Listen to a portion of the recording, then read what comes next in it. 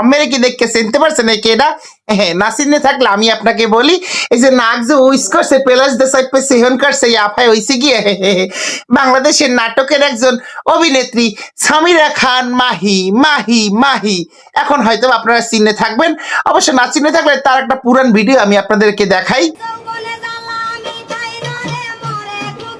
তো বেশি পুরনো হয়ে গেছে, একটু এর চেয়ে একটু সামনের একটা ভিডিও দেখাই।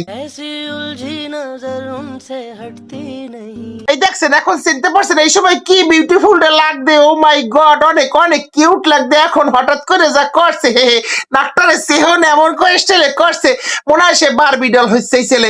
কিন্তু বারবি ডল তো ইত্যাদি বিস্টিককে প্লাস্টিকের পুতুলে না দেয়। এখন আমি বুঝি না, একটু একটু হালকা ফেমাস হইলেই কে নাক চোখ ডিসপ্লে চেঞ্জ করা লাগবে।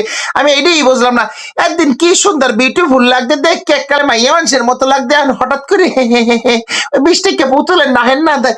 কি হরছে সেহন করছে এমন করা বুঝাই কি ওই তক্তা ছাসার যে মেশিন আছে না, দুই পাশ দিয়ে ঘষে ঘষে তক্তা পাতলা করে হেইরাম করে এলাইছে নাকটা। আপনার নাকটার যে সুরত যা করছেন, এখন আর বাংলা কোনো নাটকে কোনো চান্স পান কিনা সন্দেহ আছে। এখন যে কি করবেন আমি সেইটাই চিন্তা করতেছি। আচ্ছা, আমের এই পাইন মেরা বুদ্ধিটা দেখলে কেন এই নাকটার এইরকম করে উইস করার?